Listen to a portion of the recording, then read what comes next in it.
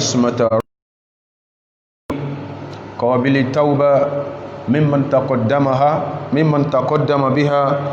وصلاته العطرة وسلامه وسرمدا على المبعوث رحمة للعالمين محمد وعلى آله وأصحابه لكه وكتفى أثاره إلى يوم الدين. أما بعد، فلا يشك ذوي العقول السليمة والانتباه النير في أن الله عز وجل جعل أنبياءه ورسله معصومين من رسالتهم وصحة تلقيهم الوحي من لدنه، فلا يسب أحد به كافرا حلال الدم في جميع الرسالات والكتب السماوية. وعلى منوال هذا قال تعالى عظمته: أعوذ بالله من الذين آمنوا كونوا قوامين بالقسط شهداء لله أو لوالدين والأقربين إن يكونوا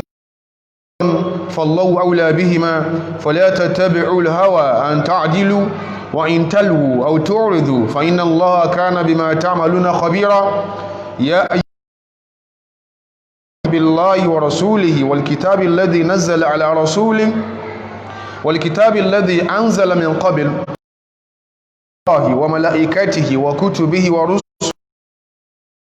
آخر فقد ضل ضلالا بعيدا. من سورة النساء الآية 135 إلى 136.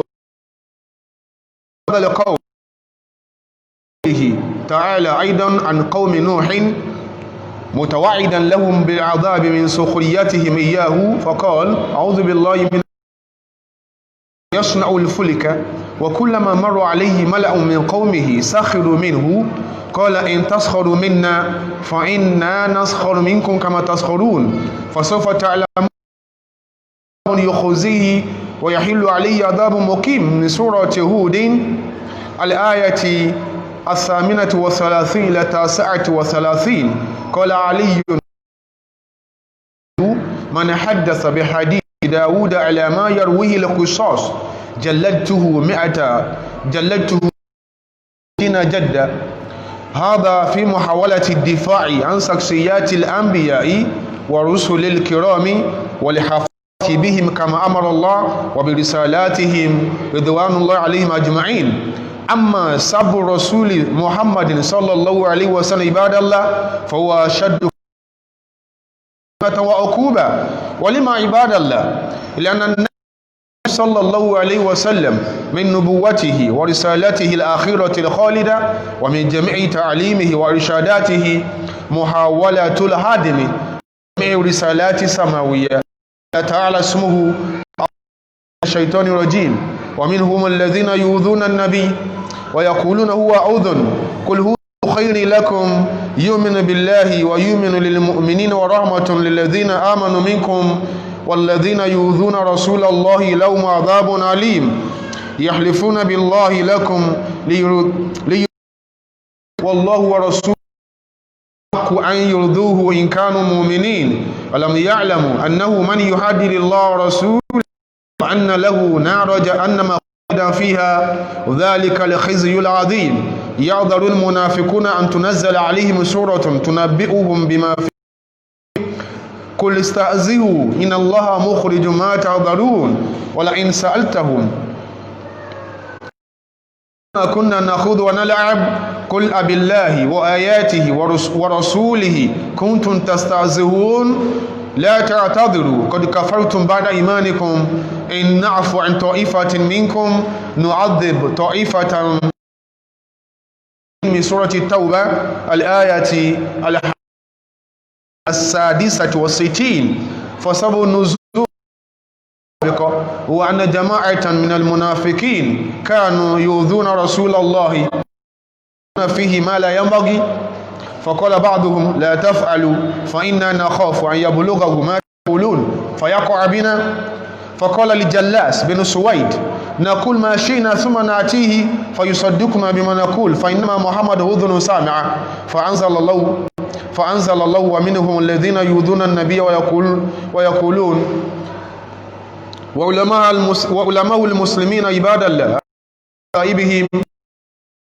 رأيهم في بعض قضايا الدين كادوا يتفقون على كفر ووجوب قتل من شتم النبي صلى الله عليه وسلم ومما قالوه يلي من الشافعية مع المسلمون على أن حد ما يسب النبي صلى الله عليه وسلم القتل. وقال الخطاب من الشافعية أيضا لا أعلم أحدا من المسلمين اختلف في وجوب قتله.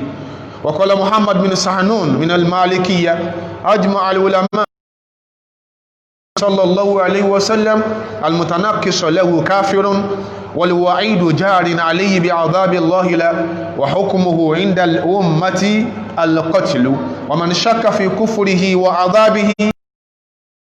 ابن تيمية الله يرحمه من الحنابلة هذا مذهب عامة أهل العلم قال أن صلى الله عليه وسلم القتل. وممن قاله مالك والليث وأحمد وإسحاق هو الشافعي. اللهم أرنا الحق حقا وارزقنا اتباعه وعنا الباطل ولا تجعله ملتبسا علينا فنضل واجعلنا للمتقين إماما.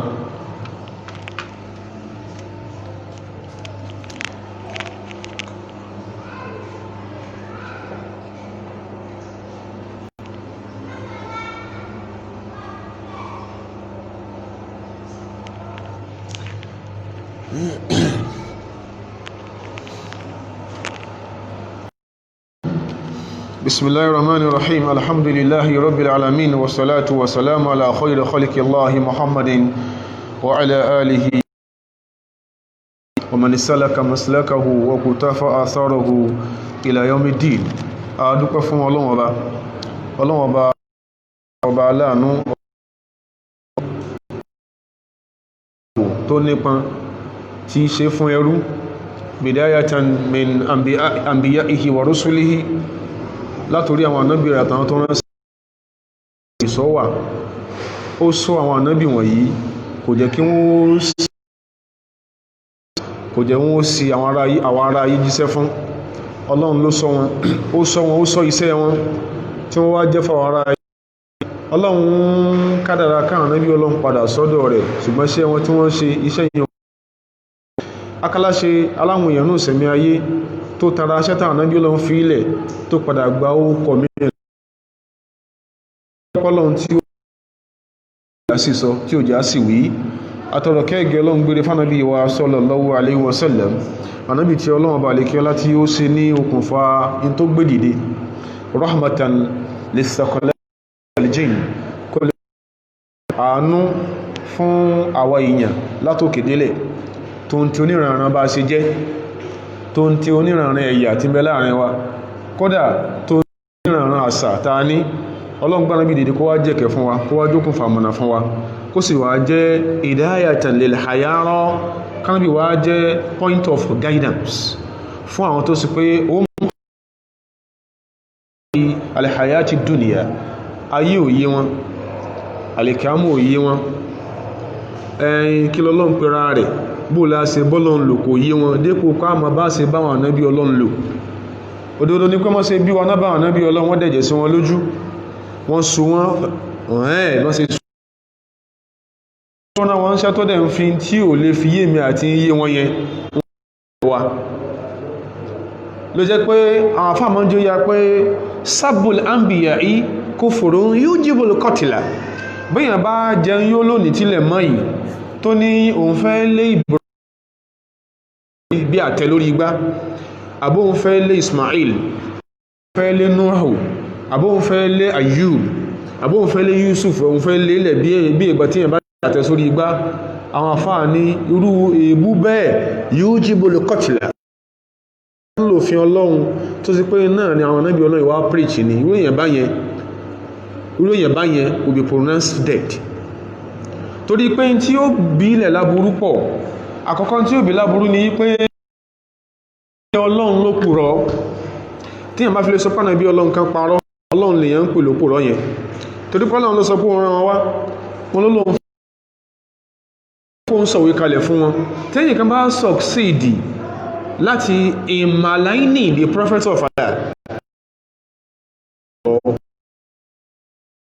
tẹ́ni bá kọlọ́n ló kùrọ̀ waliyadhu billahi min dhalik tó lórí bú ni bẹ́yàn bá kọlọ́n ló kùrọ̀ yóò dára ayé ara yóò wà ní ìsìnà kí ló bí agnosticism léni kan wọ́n sá sọ pé Ọlọ́run wo ẹlòmí ò sọ pé Ọlọ́run yẹ gẹ́wà pàṣẹ àlẹ́mọ̀ ẹlòmí ò sọ̀rọ̀ mí gbà mí ẹ̀rù ó sì bàyàn yẹn gó sàkó lọ́dọ̀ rẹ̀ tó gbé tọ́lọ́run bá fẹ́ bínú kọ́lọ́mọ̀dé kó mi dé ìbínú rẹ̀ ó ta sí yàn lára kí ló máa ń fà á ibìkan lọ kí wọ́n ókè kódà kan bọ́ kọ́lẹ̀ níwèé Ọlọ́run nítorí ká rí físì ti pọ̀ nínú tá à ń pè ní the teachings of the prophet nítorí ká rí físì ti pọ̀ ká rí study ó pọ̀ ní tá à ń pè ní scriptures. Ọlọ́run lè rán Lúùtù ń ṣẹ́ lódodo kí Lúùtù wá mú tí ó bó ṣe máa ń sọ tó nábọ̀ kọ́lẹ̀ those are inspired tó nábọ̀ kọ́lẹ̀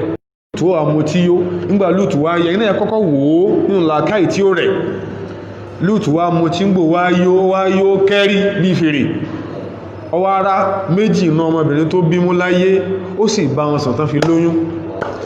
irú wọn náà lè gbarú ẹ̀ tọrú nǹkan yẹn pa bàbá rẹ̀ dípò ànábì Ọlọ́run táwọn ń gbé yìí everything goes all manners of madness all manners of lunacy are openly celebrated. Àwọn èèyàn tó ń sọ orú nǹkan yẹn wọ́n ìbá rí pé wèrè ní wọ́n ṣe kíyàn lárún pàgà kó sọ pé an apple lulẹ̀ níbo ló ti ṣubú lójú tí ẹ bó tó rí pé pẹ́ta ti máa ń gbọ́rú ẹ̀ bóyá wọ́n tilẹ̀kùn ọpọlọ wọn pa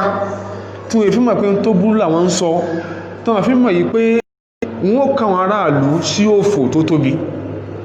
ìtara ayé máa ń ṣe nìyẹn wọ́n pè ní style. Islam ẹ̀sìn Ọlọ́run ojú ó yà wá pé falaya ṣòkú òkú lè sẹ́lìmà gbogbo àwọn tí láàká orí wọn ṣiṣẹ́ ògbéná pa tí ò gbéná tí ò rú wọn ní ṣe iyèméjì fi anallah azza wa jalla kọ́lọ̀ ọba tó ní wá tó ní ayé àtàtà bẹ́m̀bẹ̀ tawalla ismata anbiya'ihi wa rusulihi Ọlọ́run lálàbọ̀rún ìmọ̀ sọ ìmọ̀ dáàbòbò yìí fún ànábì rẹ̀ Ọlọ́run sọ wọn pọ̀ gbọ́n tó nínú wùsẹ̀ yẹn ànábì Nuhu alayhi salatu wa salam kò ṣe kankan rí wẹ̀ gbọ́n tó ní Ibrahim ṣe yẹn tó ló dánwò yẹn tó fi yọ́kù náà ànábì tó a respect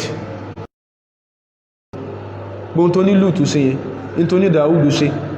kò ṣe kankan tó jọ torí pọ́lọ tó ní wá aláhù ma'asumin Ọlọ́run ṣe wọ́n náà tí Ọlọ́run sọ kùdàhù fi risalatihim ní kò bí gbogbo aburú tó ṣe pé tán báyé ṣe rú ẹ̀ pẹ́ iṣẹ́ tán wá jẹ́ ó wà faulted ni wọ́n máa sàárẹ̀ èèyàn ni wọ́n pa ń bẹnu wọn tí wọ́n pátán rí pa Zakariya wọ́n rẹ mọ́gi wọ́n bẹ́ orí ọmọ ẹ̀yà ayá ni gbogbo tí máa ń ṣe àwọn èèyàn àwọn náà wọ́n ní àwọn wọ́n bímọ wọ́n ń sàárẹ̀ wọ́n dìde àárẹ̀ wọ́n ń sàárẹ̀ wọ́n bá àárẹ̀ lọ ìgbà tó ṣe wípé tán bá fi lè pápá níbi Ọlọ́run kan ṣe léyìí táwọn ata gbàgbọ́ àbá ata kà ń pa aṣẹ́ táfi wò pé eléyìí òdì sáfi kó jẹ́ ànábì Ọlọ́run kò ń bí orí burúkú yẹn wọ́n so sí irú ẹ̀rí pàápàá eléyìí ni ó mú kí ẹ̀sìn in tí mò ń fẹ́ láti ṣàlàyé fún wa ó ní incidenti tó ṣẹlẹ̀ ní Kano ní nǹkan bí ọbẹ̀ ọ̀sẹ̀ méjì ní tó ṣe pé bí ṣe give ruling tíyàn bá ń dáwèrè sínú ọkọ̀rọ̀ yàrá èèyàn a máa ń sábà sọ repeatedly kọ kẹ́ni kankan o lè sọ pé ibi tára yí bá po sẹ̀mó mu ìwọ fẹ́ po ìgbẹ́ mu nínú yàrá rẹ̀ that is never a palava kò kàn wá kankan sáti máa dóòrùn gbẹ́ mọ́ dágbé mú yàrá ẹ̀ tó wá fi mú ẹbá sí àárín ẹ̀ tí wọ́n gbégbẹ́ mú tó wà ní jẹ́ kí òórùn kó jáwó gbádùn we are going to speak out tó bá kọ́ compose tó compose lórin ní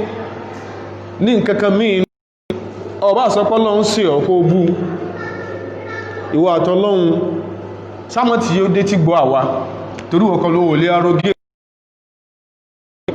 ọlọ́run sí ọ̀fẹ́ gbẹ̀san ibi tó yẹ pé torí pé rúùlù tá a wà yìí ló jẹ́ rúrú orin ọkọ̀ torí ìlú tó wà filthy spiritually ìlú tó dọ̀tí tó yẹ pé ẹni èṣù lápẹ̀lẹ́ ẹni àmì òróró ẹni èṣù lápẹ̀lẹ́ ẹni ọlọ́run sí òun fẹ́ gbẹ̀san ta gan lọ́lọ́ yìí lẹ́nu tí è ṣẹ́sì mọ̀ pé nígbà tó ń dá sínú yàrá rẹ̀ àwà bá ọ yóò bá ọjà bọ́tọ́ fi lé mú ọbọ́ ọ̀ta sọ pé ká dá fọ́lọ́ lójú àtàjọ gbàgbọ́ àníwú ọ̀ràn ò lẹ́kọ́ sọ pé ẹnikẹ́ni nínú àwọn èèyàn láyé tó bá bú ìkan nínú àwọn ànábì ọlọ́run kìí ṣe pé wọ́n bú ànábì wa nìkan ṣẹṣẹlẹ̀ ẹnikẹ́ni nínú àwọn èèyàn láyé sábà tó bá bú kan náà ànábì ọlọ́run sọ̀rọ̀ bí i káfìrán ó di kèfèrí nìyẹn Ibrahim ló bú ní o Ismail ló bú ní o Yusuf ló bú ní o ó ní kí lọ́kàn wá ó ní sí bí ọmọ Isaac ní wọ́n tó wọ́n gbá àjọ ní wọ́n ìwọ lọ ìyá ìwọ ló pín àjọ ní wọ́n ni at a particular point in time ẹnjọ́ ọmọbìnrin tán bílẹ̀ Ismail gẹ́bí tàn sí gbé wá ìkánná ọmọ Isaac mọ̀ fẹ́ ó sọ pé àkànnáwà wọ́n lọ ìyá ibi tán sì ti bọ́ ọkọ̀wé ẹ̀sìn rẹ̀ lẹ́wọ̀n ọ̀yá wọ́n kó wọn pọ̀ ní Mósè dárúkọ Abraham wọ́n dákọ̀ Ishmael ibi tá tún ní pé bíyàn bábù kanáà sọ̀rọ̀ bí hádá asabi káfẹ̀rán látara bó ṣe bú wọn yẹn ó di kèfèrí nù mẹ́jọ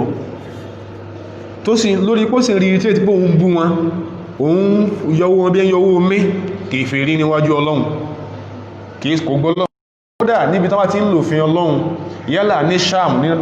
ní Damascus àbí ní Hijaz Mount Paran tán ti ń lò fin lú èyàn báyẹn halalu dá wọ́n máa execute torú wọn ni ó lè bí ọnú ó lè máa dùn ọ́ ó yìí fẹ́ gbọ́ kí wọ́n sọ pé ẹgbà tán bá wọ́n jalè láyé àwọn kan ṣe àwọn kan nílùú kan ẹ̀sìn náà mú wọn lọ sínú death chamber wọ́n ní death chamber ní Texas lẹ́nì tílẹ̀ mọ́yìn Texas lẹ́nì tílẹ̀ mọ́yìn in a particular called Huntsville America sì kíìpù death chamber ẹ̀ síbẹ̀ sísìlú wọ́n kàn fún ọ ní bí kan bí wọ́n fún ọ ní bí àtíkè kan ọba ọlọ́nu wọ́n sẹ̀lú kan yóò káwọn èèyàn tó ṣẹ̀ wọ́n ní wọ́n wà guilty of felony ó kó wọn kúrò lẹ̀ ó kó wọn lọ Guantanamo Bay tásìmọ̀ pọ̀lọpọ̀ àwọn tàbí yìí lódodo tẹ́nìkan bá ṣe tí ò dá sọ́lọ́n tó bá sọ pé òfin Ọlọ́run rí ó ń kálùkù àmọ́ bínú ẹ̀yìn òfin yẹn ti wà bàbáríkì jù ó ti ṣe kìníkan jù ó ti háàṣì jù Ọlọ́run dẹ̀jì òyí apẹ́rú wọn àwọn tí wọ́n sọrú ẹ̀ òfin èjì wọ́n ṣe ń gba wọn sọ́fẹ̀ lórí tán yí inú àgbàrẹ́ ẹ̀jẹ̀ tó ló sọ pé òfin Ọlọ́run wà orí wọn wà bàbáríkì ẹ kíyàwó rẹ àbí màmá rẹ kọ́ wà mẹ́ kó wá máa gbájú sàárè wọn kọjá kó máa sunkún lójoojúmọ́ kẹ́ni tọ́pa wọn máa rìn kó máa rìn inú ìlú scot free ló mọ̀ ó fi mọ̀ pé ń gbọ́ Ọlọ́run ní tẹbá ti pa àyàn wọ́n pa yín Ọlọ́run ní walakum fil qisas bó ṣe mọ́ bú ń bí and Abraham had concubines olálẹ̀ lọ bú Syria tó bá yẹ pé wọ́n lófin bí bú Abraham lókọ tó mọ́ yẹn bú in a place like Saudi Arabia ó fún kéèkéé sí pọ́rọ̀ Muhammadu nìkan náà ń jà fún kí ló fà tó fi kàn wá ọba tó ní wá sọ fún wa pé ya ayyuhal ladhina amanu ẹni tẹ́jú gbàgbọ́ òdodo kúnú kọwàmínà lillahi ṣùwádá ẹjẹ́lẹ́rí òdodo nípa Ọlọ́run àti àwọn ẹ̀dá rẹ̀ ẹjẹ́lẹ́rí òdodo ẹ má jẹ́lẹ́rí èké ní tó bá ti di nǹkan tọ́lọ́run tán bá ṣe tí ọ̀dá ńlá ìdìdé sí ṣe bí àwọn tó jí olówó ń jò ní ó sìn dẹ́wọ̀n ó tí wọ́n lọ gbá àwọn tó bí nlé tó bá ti àdìbì tọ́lọ́run ní no tó tí mọ́lé náà lẹ̀ kọ́ sọ pé Ọlọ́run forgiving ó ti lẹ́wọ̀n ó tún sọ fún lọ́yà yìí pé kán bá wá larger jail terms ó sì lo in tó ń sọ pé God is forgiving fún tó wá ti di ibi tọ́lọ́run a máa sọ bí i tán akẹ́ tí ẹn tí ẹn bí ẹn tá kòkòrò mú lẹ́nu Ọlọ́run ní ẹjọ́ ẹlẹ́rìí òdodo lillah, ẹjọ́ ń dédé fọ́lọ́run bá lékẹ́ ọlá tẹ́ẹ̀mọ̀ ṣẹ̀rí. Ọlọ́run ní walaw ala anfusikum, ẹ̀yin ló jẹ̀bi Ọlọ́run. Ìlú tí ò dáa ni ẹnìkan tí ó ní Ọlọ́run dákun ṣàánú àwa o, àánú tó ṣe fún wa tó lé amọ́jù kú lọ́dọ̀ wa láíláí. Orí burúkú olórí ẹ̀sìn wọ́n èso olórí ẹ̀sìn ọfẹ́ lọ wẹ̀ sọ́rọ̀ ní kán sí ọlọ léwẹ̀ ní obìn bí 6 ní ó sì ọlọ léwẹ̀ tó ń ti tó wẹ̀lú wáìtì wọ́n rò mọ́dì tọ́wọ́ ti áwẹ̀ tán wọ́n àmọ́ nù ọlá bí òun ṣe ń tẹ̀ wọ́n mọ́lẹ̀ làwọn ọmọ míì nú vineyard náà tẹ̀ wọ́n mọ́lẹ̀ ọwá bínú ọwá da petrol sí ìlú táwa wà nìyẹn ó da petrol sí ọlá ó sáná sí wọn pé àwọn tó ń gbádùn ni wọ́n ń gbádùn ẹ̀yin náà wò sáyé nìyẹn. ẹjọ́ òkú fún ní wọ́n ṣe lè pa Nigeria ìgbà ìwọ̀n rẹ̀ tí pé Nigeria is a secular state. Is Nigeria secular for crying out loud? ìgbò bá dìbí kọ́ lé ẹ̀wọ̀n ẹjọ́ ẹ̀ ń kú gbérégbé báyìí. So àwọn tó ní àwọn ọmọbìnrin mẹ́fà tó sáná sí ní ìsìn wọ́n ti jẹ̀bi, wọ́n jẹ̀bi state. Ọlọ́run tó wá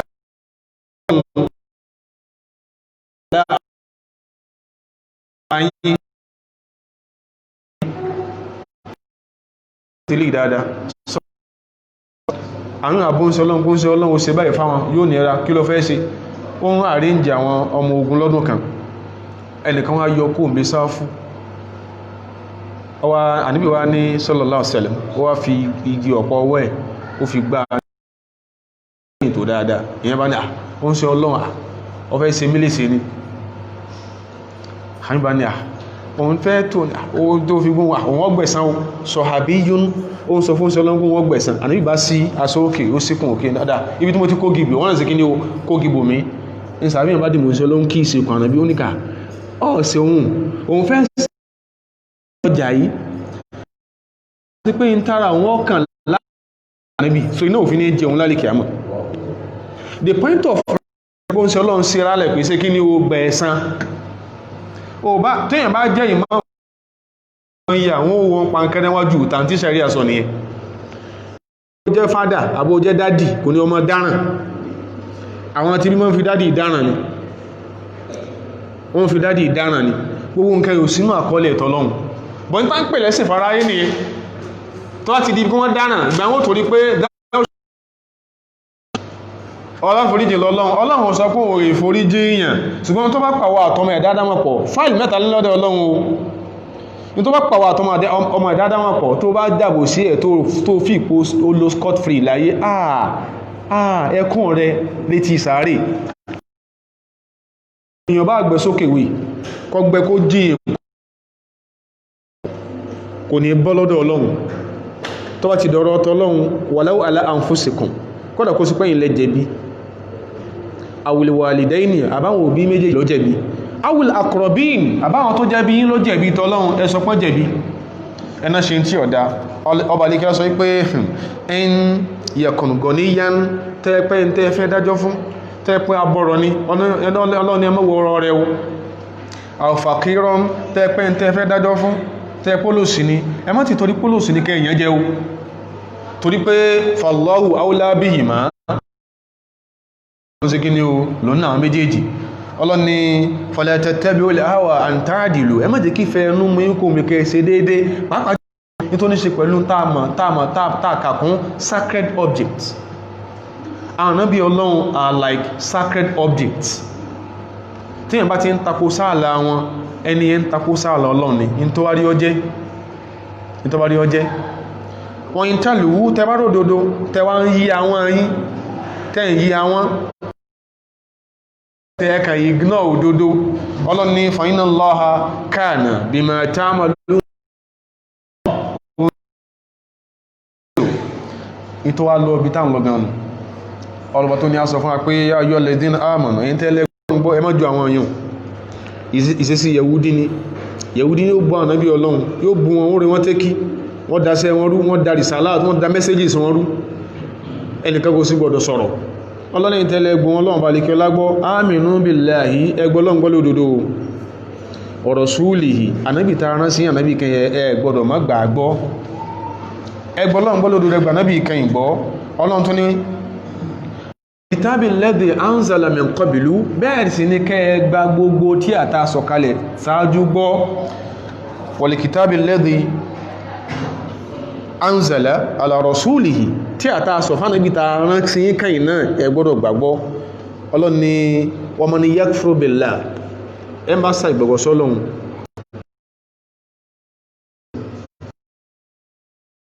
abú Ọlọ́run aparọ́mọ́ Ọlọ́run ẹni sa ìgbàgbọ́ sọ́lọ́run náà ni wa malaikatihi ẹnikẹ́ni tó bá sa ìgbàgbọ́ sáwọn màláíkà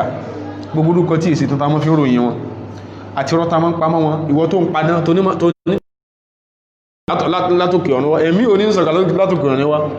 sọ pé òun padà gbogbo tán ti ń ká tán ti mọ́ káàdì alẹ́ àwọn náà gbàbẹ̀ kọjá sọ pé òpì ìdán ní ọ́ ẹ̀mí kankan ò ti sánmà sọ̀kalẹ̀ wá kan lórí idán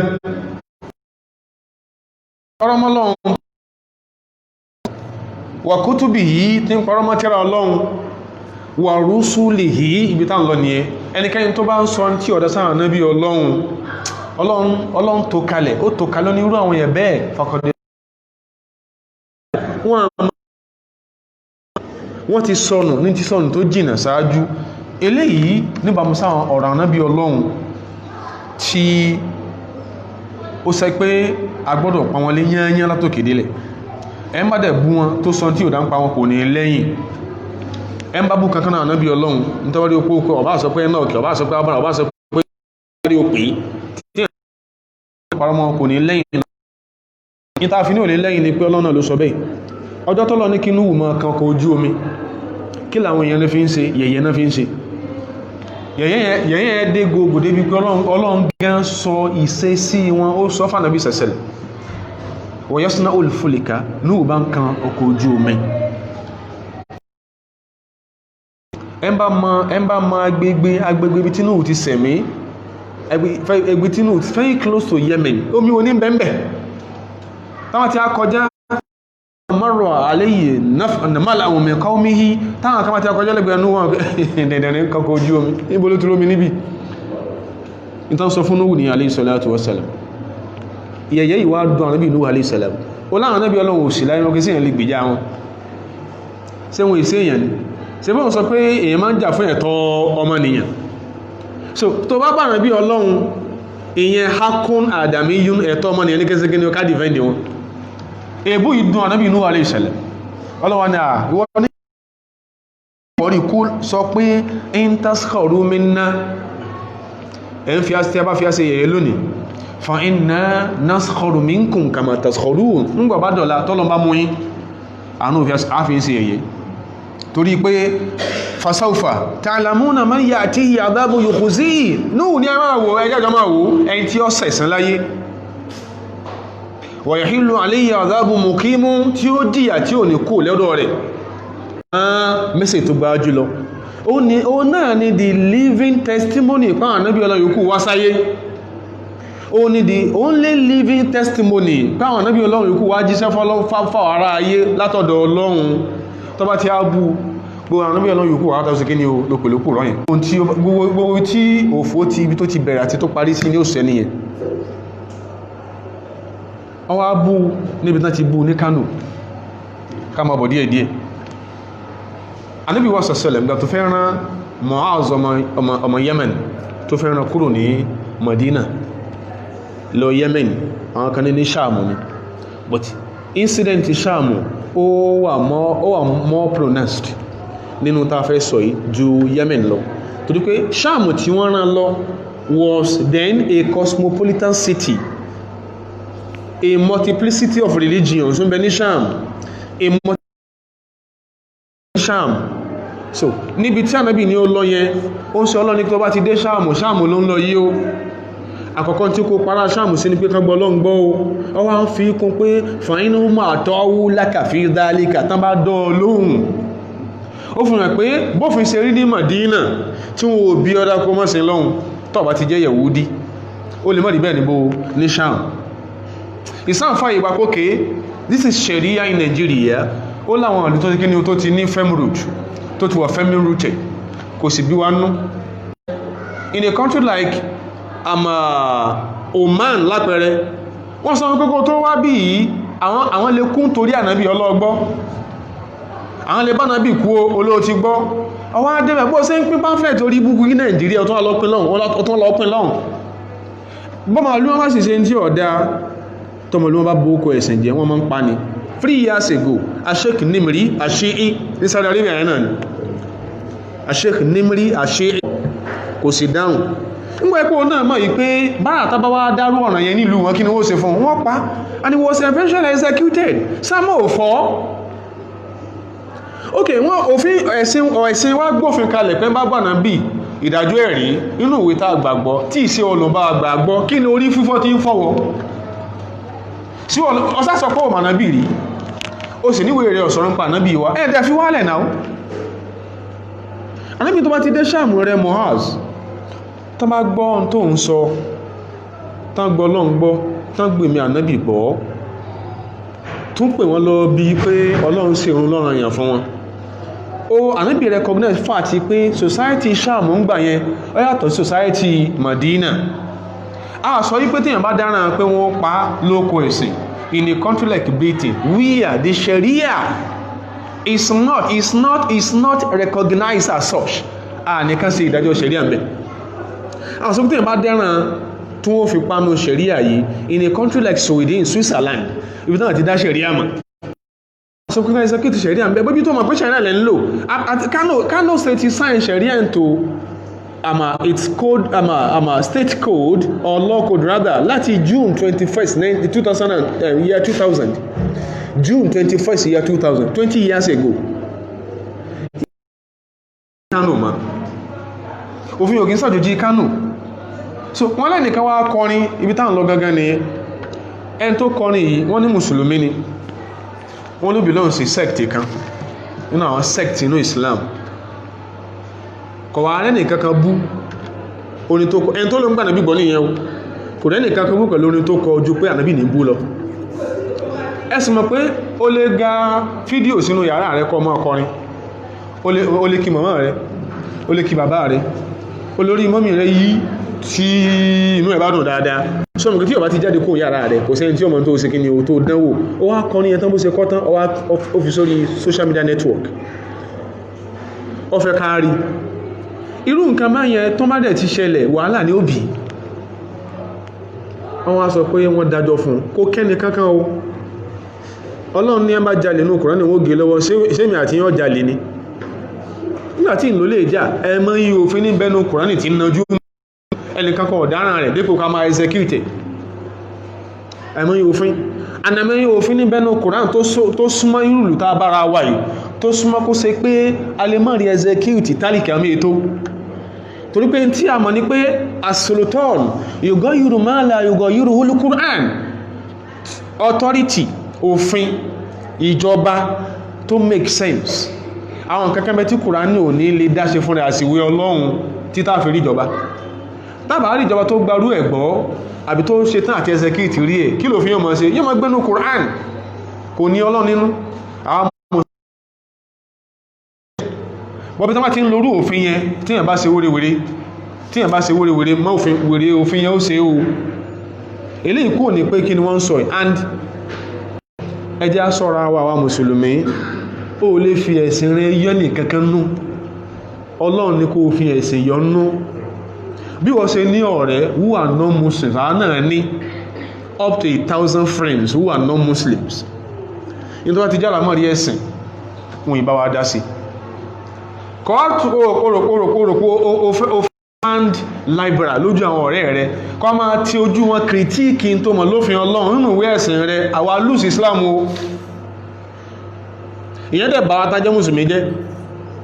ojú rẹ̀ bó ti ẹ̀ borí wà tọ́lọ́n lẹ́jọ́ ròyìn tọ́lọ́nà òyìn ọlọ́pàá náà ká máa sọ gẹ́bí rúlù tá bára wa ojú ẹ̀ náà ṣe ń fi ẹlẹ́hà wélé eégún wọ́n náà tó wá ń sọ sí àfikọ́lọ́ mọ́ bínú sí ọ ojú ẹ̀ náà fi rúgbà fáàwó tí wọ́n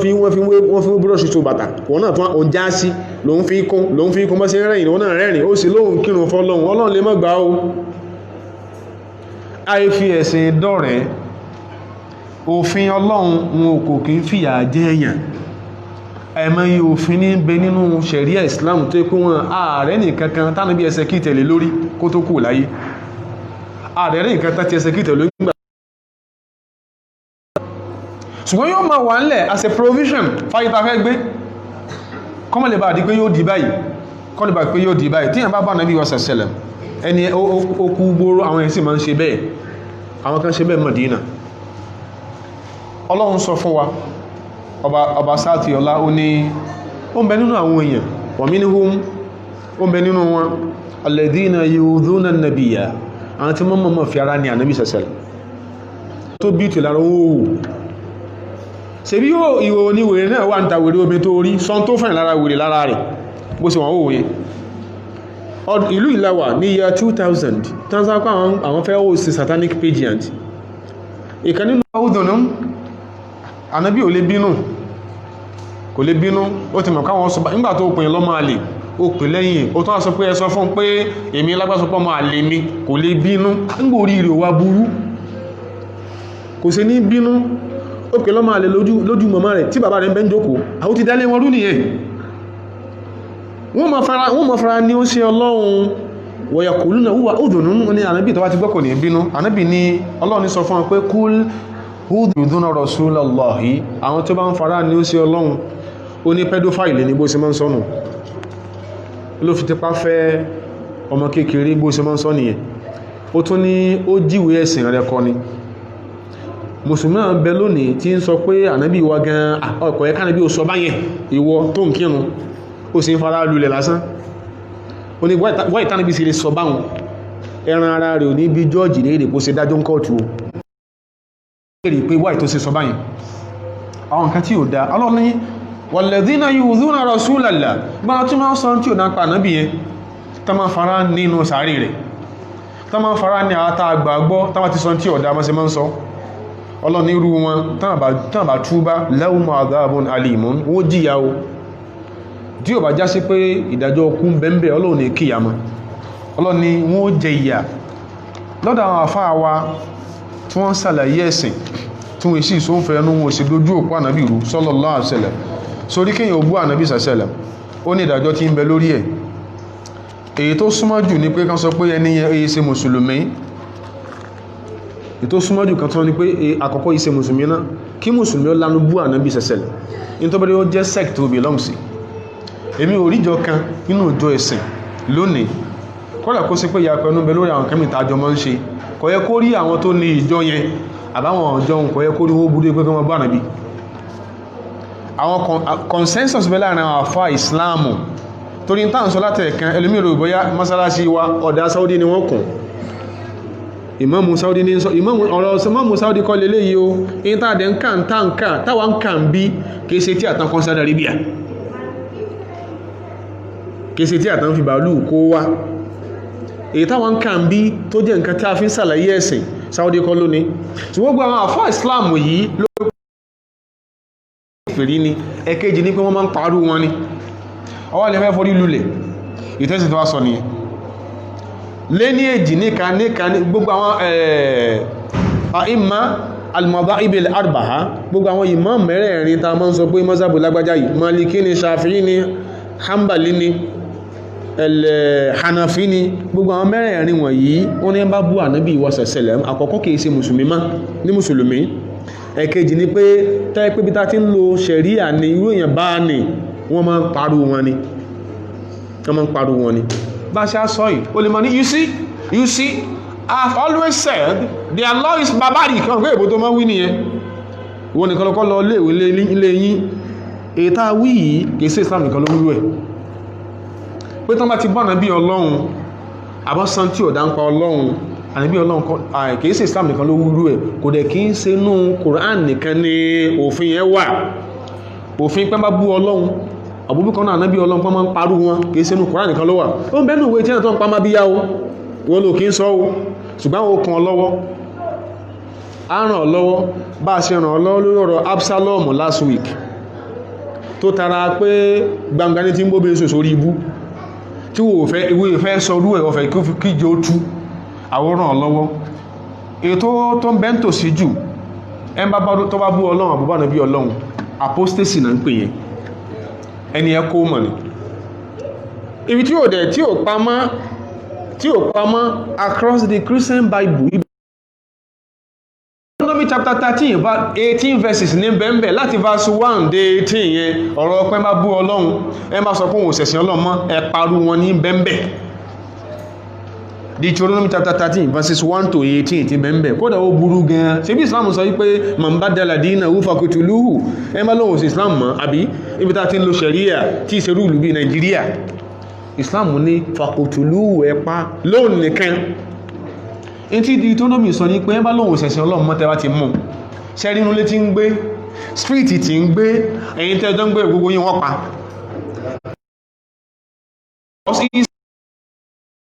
ṣùgbọ́n ẹ̀sìn òfin méjèèjì olólójù pé ibi tí ń gbé ẹ̀yin tẹ́ hábò ẹ̀ tẹ́mọ̀ kó sọ tọ́ sọ tẹ́ tí ta táwọn fi lè mú according to Deuteronomy ó ní Old Testament ni agreed Old Testament ni New náà sọ tó jọmọ́ Matthew chapter 12 verse 31 kèkúsà alákókókọ́ tó gbogbo wọn tó máa ń tó ń post lórí Facebook láǹkà àríkórí rí o pé a sì rí pé inú rẹ̀ bu ṣùgbọ́n tàbá ní ká máa dákẹ́ fún wèrè yóò pè ló lélẹ̀ bàbá rẹ̀. Matthew chapter 12 verse 31 ruling lórí kéèyàn ò bú ànábì Ọlọ́run or kéèyàn ò bú Ọlọ́run ló sọ ó ní téèyàn bá bú Ọlọ́run àbúbá ànábì Ọlọ́run therefore ó ti ń sọ̀rọ̀ kan bọ̀ wọ́n ní Jésù sọ pé àwọn tí ò súnmọ́ òun tán sá fún òun ìsàrọ̀ òun verse 30 ni verse 31 ó ní therefore I tell you every sin will be forgiven men ẹsẹ̀ bí n bá sọ ń pa yín tẹ́ ẹ sọ ń pa mi á forí ẹ̀jìn ara wa ó ṣe dédé tán bí sọ pé sẹ̀sẹ̀lẹ̀m ó ní ta'afawu al-hududa fima bainakum tẹ́ bá sọ́ra yín lẹ́sẹ̀ kódà kó ṣe pẹ́sẹ̀ tọ́lọ́ ni ẹ má ṣe tẹ́ẹ̀ṣẹ́ wá kára yín mọ́ bẹ̀ ànábì ní ẹforí ẹ̀dìnra yín ṣùgbọ́n fama wasala ilayya min hadin ètò àti détì gbé èmì ànábì tọ́lọ́ sì ti fìyà sí faqad wajaba ó ti dọ̀rọ̀ kí yóò jíyà rẹ̀ ànábì sọ yẹn fún wa. Matthew ní therefore I tell you èmi náà sọ fún yín pé every sin and blasphemy gbogbo ẹ̀ṣẹ̀ àti sọkúsọ shall be forgiven men àforí ẹ̀jìn àwọn èèyàn tẹ́pẹ́ láàrin ara wọn síra wọn ó ní but the blasphemy against the spirit o lè máa ní àsínú we are not in the spirit wọ́n lọ mọ́rú spirit tó ń sọ spirit inú gbogbo tó ti máa ń tú bíbélì wọ́n máa ń tú sí ànábì Ọlọ́run is either a prophet of God or Ọlọ́run fúnra rẹ̀ ìsọ́kùsọ̀ téèyàn bá sọ ń pa Ọlọ́run every blasphemy against the spirit Matthew ní will not be forgiven wọn ní forí ẹ̀jẹ̀ èèyàn tó sọ ni pé ẹnjọ́ ní wọn lẹ́nì ẹn tó lè lẹ̀kọ́ mọ́nú ilẹ̀ tó náà bá ṣe sìnà rí so yé Jesus Christ concept àwùjọ yẹn yé nípa pé àwọn alábòsí ló ṣe kí ni àwọn náà mọ́ wá lálábòsí ṣé gbogbo ara ilẹ̀ alábòsí téèyàn bá sọ tí ò dá ń pọ̀ Ọlọ́run so ìta ń sọ débí ni wípé Islam ò kì í ṣe ẹ̀sìn tó máa àtàṣe barbarism mọ́ ìwọ́n ló mọ́ ń pa ẹ̀sìn rẹ̀ kọ́ lọ sọ lójú Ṣèyí Mákindé pé Ṣèyí orí rẹ̀ burú ká dá fún ìyá ẹ̀ kó sọ pé torí pé o ní freedom àti sọ̀rọ̀ pé ká dá fún ìyá rẹ̀ orí rẹ̀ burú ṣé yóò sì ní ọmọ lọ yóò ní ọmọ dáadáa ní ọ́ ká ti pọ̀ Ọlọ́run tó ní wá ẹ jẹ́ á ṣọ́ra wa. Lastly a ń fi àsìkò yìí rọ̀ àwọn tí wọ́n jáwọn àfáà wa láwọn Islamic societies and organizations ta ní àmọ́ rọ̀ wá tó jẹ́ sí Ọlọ́run a ní ṣe níṣe pé bá a ṣe fẹ́ máa ṣe tí a rí ọmọ tó kọ́ ní tó kọ́ ń Kánò yẹn ó belong sí a particular zawiya sufiya ní Kánò òun ló ń kọrin fún sect tó belong sí problem ló wá ní kí làwọn àfáà ń ṣe fún wọn wà sí nípa odidi Islam lódidi kí ló mú ṣe tó ṣe yẹn so nínú ìjọ tí yín náà ìtẹ́ máa ń sọ ní pé ẹ má ti yàtọ̀ sí mọ́ mú yẹn lè gbọ́ràn sí lẹ́nu ẹ̀ ń bẹ̀rẹ̀ díẹ̀díẹ̀ nìyẹn nínú ìjọ tí society tẹ́ bára yín ẹ máa ń sọ wípé ó ti ní bí àwọn ṣe máa ń sọ fún society wa ìyẹn ló fa problem lẹ́ Yorùbá tó kúrò ọgọ́rọ̀ obìnrin ọmọ ara mú bí Islam sí ni wọ́n sì ń lọ wọ́n lórí sí the Islamic ones wọ́n lọ ó lè fóbìnrin style bí ó ṣe múra yàtọ̀ sí ti bẹnu Kùránì ara Saudi kọ́ ní múra mọ́ sí múra yẹn o Ọlọ́run ló múra bẹ́ẹ̀ o tí a bá ń jó lórí ẹ̀sìn nínú àwọn ìjọ tá a wà èyíkéyìí ìjọ tá a wà táwọn jó lórí ẹ̀sìn ń bẹ tó ṣe wípé àwọn tí wọ́n ń wá sọ́dọ̀ wa wọn yíwọ́ value àwa tá a jó lórí ẹ̀sìn ẹjọ́ ń bẹ táàbọ̀ lọ́run o àròjọ́ lọ́dọ̀ Ọlọ́run o kí làwọn àfáà àjọ yẹn kí ni wọ́n sọ fọ́mọ yẹn tó fi dípànà bí ní bú sẹ́kùn lọmọ ọ̀sán tó ìbá jọ ọmọ ọ̀sán ní àwọn ẹlẹ́nu rúrùn kan tí Ọlọ́run ò ti ẹ̀ béèdì ò bá di òun kó bà náà bí tó pẹ̀rẹ̀ mùsùlùmí bó wá ní asùmọ́ta àbá àti àtọ̀mọ́ta ń bó sa máa bú wa ṣùgbọ́n àwọn èèyàn wọ̀nyí kò kí ń ṣẹjọ́ wọn ó láwọn afá wọn wọ́n ní a máa wí wọ́n ní a máa sọ̀rọ̀ ó ní ọ̀fọ̀ tó ń pa pé ó kọ́ lọ́n lọ́fọ̀ ṣe pé àtúndá ilé àtúnsọ̀rọ̀ ṣé bá sì máa wòrán lélẹ̀ tásí wọ́n fi bàjẹ́ tán ó dọwọ́ àwọn tó jáwọn afá wa o Ọlọ́run ní já dìdàkudà Ọlọ́run ní bá wa lẹ́yìn wà jẹ́ kò ní bá wa láníyàn jẹ́ kò ní bá wa gbọ́n tí múyàn lọ mọ́ forí ru ègún tọ́lọ́run ti parí sínú òwe rẹ̀ ládàáwò ọlọ́mọdé ó sèmi àti yín ọlá tó fún jẹ́ ọlọ́run ọlá ògo rẹ̀ Ọlọ́run èyí tá ń sọ yìí mọ́ sí lópin tá sọ láyé Ọlọ́run ẹ̀sìn wa yìí ìyọ́nú rẹ̀ ló kì í má Ọlọ́run dákun má jẹ́ káwọ́ lódì kejì ìyọ́nú rẹ̀ o ìyọ́nú ẹ̀ gangan ni ojú bá a lò fi bá a lò kálẹ̀ fi bọ́mọ lò fi bá